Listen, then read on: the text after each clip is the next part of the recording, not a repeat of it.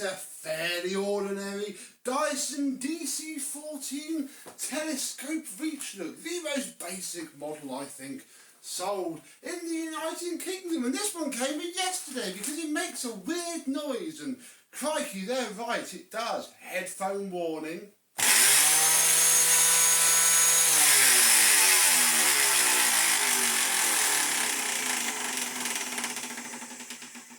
And I think I know exactly what the problem is. The clues are all there. They said that they'd replaced the Brushroll with a cheap eBay part, which usually is to be commended and doesn't really have much risk attached, except for non-clutched Dyson Brushrolls.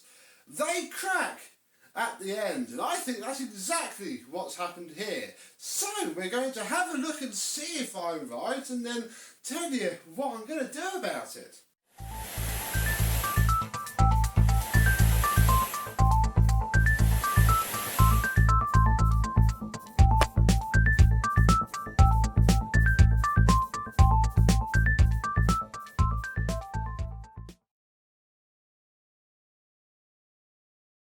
Yes, hello my vacuum cleaner chums, how are you today? I'm also going to show you the plug look, which I haven't really touched when it was live. Plugged it in, turned it on. Yeah, little doddery old couple owns this, so we'll sort that out as well. But yes, little, bless them, little old dear and her little old husband came in, and yeah, they tried to do the correct thing, really. They gone on to somewhere, possibly eBay, maybe Amazon, who knows, maybe they paid the $12.99 that these things normally cost, maybe they spent a lot more, I don't know, and it's not our job to care in this video. Now, all we need to do is to undo these three twisty doodads here.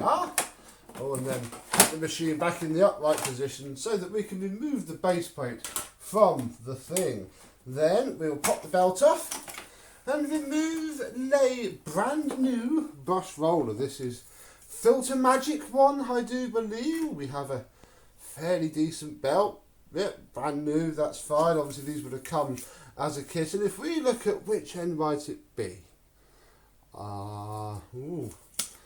Is it actually cracked? If it best be, after all this, it certainly sounds like it is. Oh, where are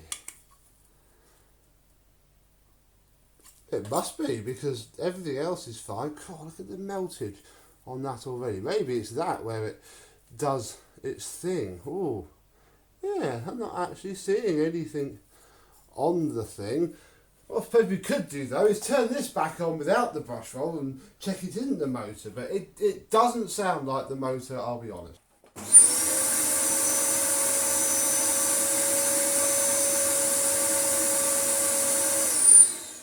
Oh, this is turning into one of these videos, yay! I can't actually see anything wrong with this at all. I am amazed, although I shall hold on to my opinion for a while. So what I've done is I've reassembled it, like, correctly, because there were some chunks out of the end caps and whatnot, and who knows, maybe you haven't done it right, so I've just done it now in order to rule that out. However, what I did see when we last turned it on was something is not fab with the motor. So in theory this will now turn on when I go over here, and without touching that dodgy wire, plug it in and turn it on. Ready?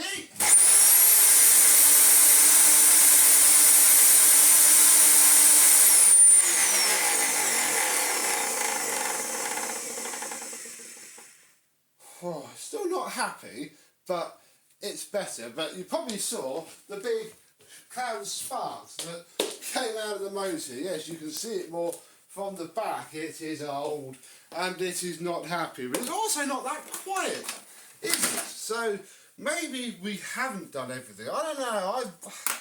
I've just had too many bad experiences with these brush rolls, which is a shame because they are, the exception.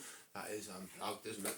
They are the exception to the rule that pattern spares are okay. So a while ago, myself and Mr. George, actually, from AEG 123, we went halves on a job lot of used but fairly really clean, genuine brush rolls. And we're going to do a very simple test here. We are going to plonk this shed fresh brush roll. This is how they came. They were quite clean.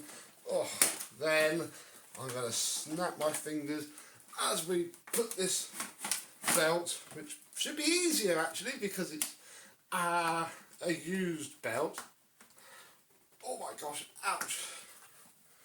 There we go. Roll that on until it centres on the spindle. Pop this back on. I've not even greased the bearings on this other brush roll, and with it free spinning we shall turn it on again and see what, if anything, has improved. Ready?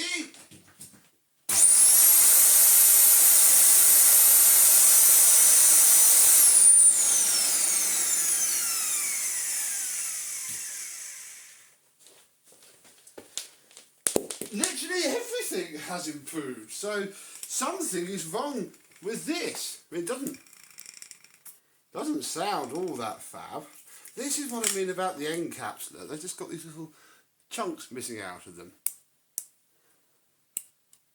Bearing seems fine. It's not jammed up.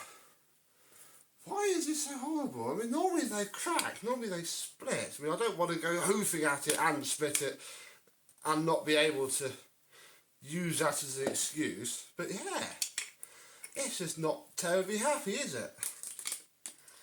Which is annoying because, yeah, they did everything right. They went and found the correct part and fitted it very well because we get the same clatter in. And when you get in the hole, you've got to try and line up. Look, it's close.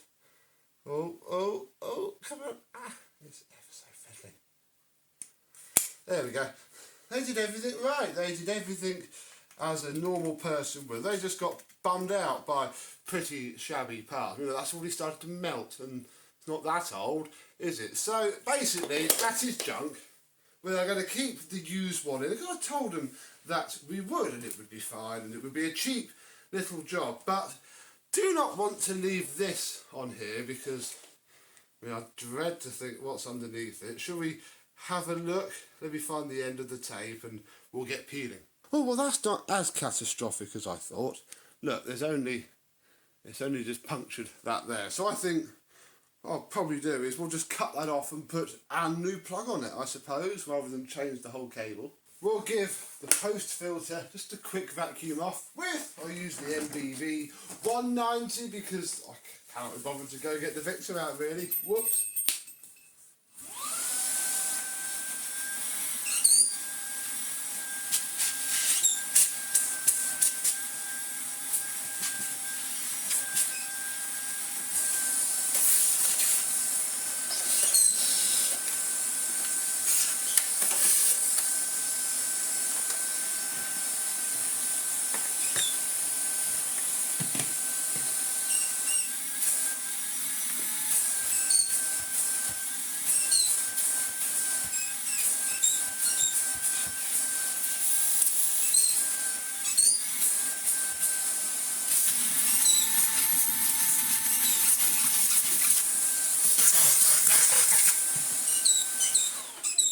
There we go, that'll do.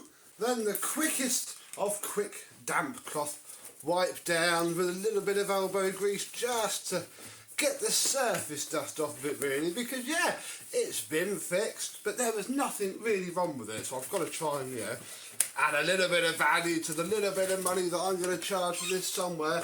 But ultimately probably going to see this machine again for a motor in the no crevice tool, don't come out, in the not too distant future.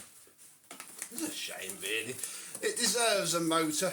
It's still in excellent condition actually. There's barely any scratches on it. I won't get the dirt out of where it usually sits. Why don't people just wipe these down once every 5 or 10 years? It would keep them looking so much nicer. All it takes is just that. Doing that has just made it look a fair bit nicer. Obviously we are biased on this channel. Another place to get at is this seal here, because a lot of air can be lost. If the changeover valve doesn't ride across there as smoothly as it can. Do the corresponding side. Yeah. Nice, quick and dirty bodgy cleaner. Because yeah, that's all this is going to get for now. Do the bin seals down there and up here. And yeah, that's going to make it look a heck of a lot better. I also did change the cable. I have had this cable at the side of the room for a long while, so we have changed it. Has this all worked? Well, let me move out the way and we'll clean up and we'll see.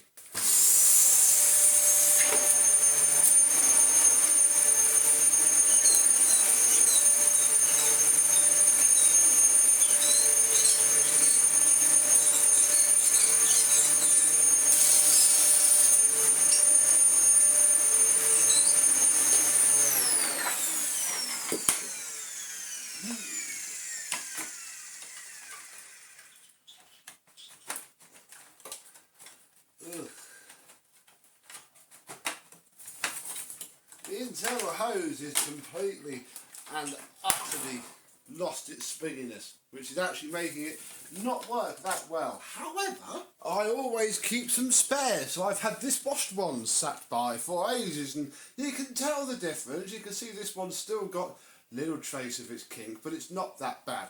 They wash up absolutely fine, so that can go into the washing pile, and you can sort of fit them fiddly. Yeah, you've got to put it on a quarter of a turn, but eventually it will latch on, and you don't then have to strip the entire thing down, and then you just pop that bit back on, and all of a sudden it's a lot springier. So, stand up, put the upholstery tool back on because it keeps falling off, and try again. Oh, there we go. That's better.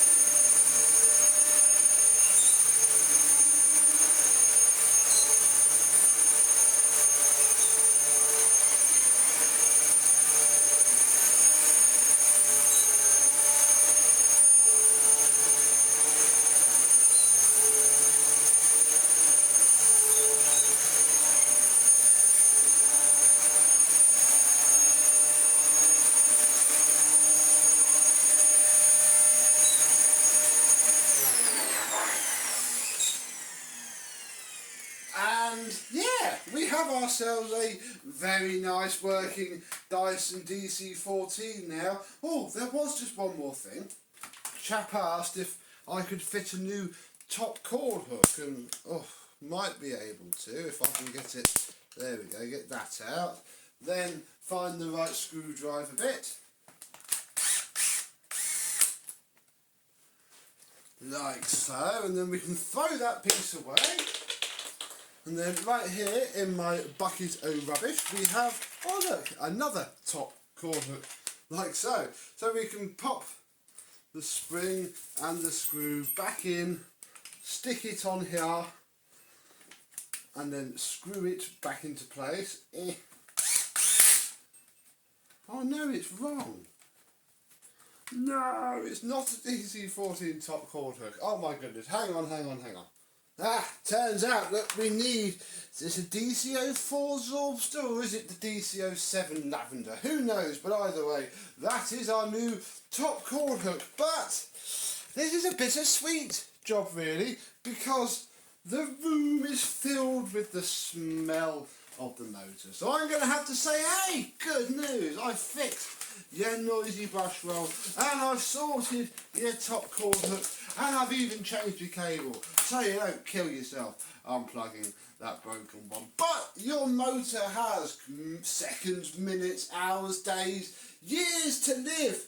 Who knows? So I'm going to have to say, keep my details, because when this goes bang, do let me know, and I'll give them a cheaper price for putting a new motor in it, and keep it on the road. So who knows? Thank you very much for watching for now. Have you had any projects like this where you get all your work done, you fix the simple things, but you sniff the air and you just smell that waft of carbony disappointment? Comment down below. And until next time, and who knows, maybe this, if it does come back in for a motor, we'll see you soon. Bye bye.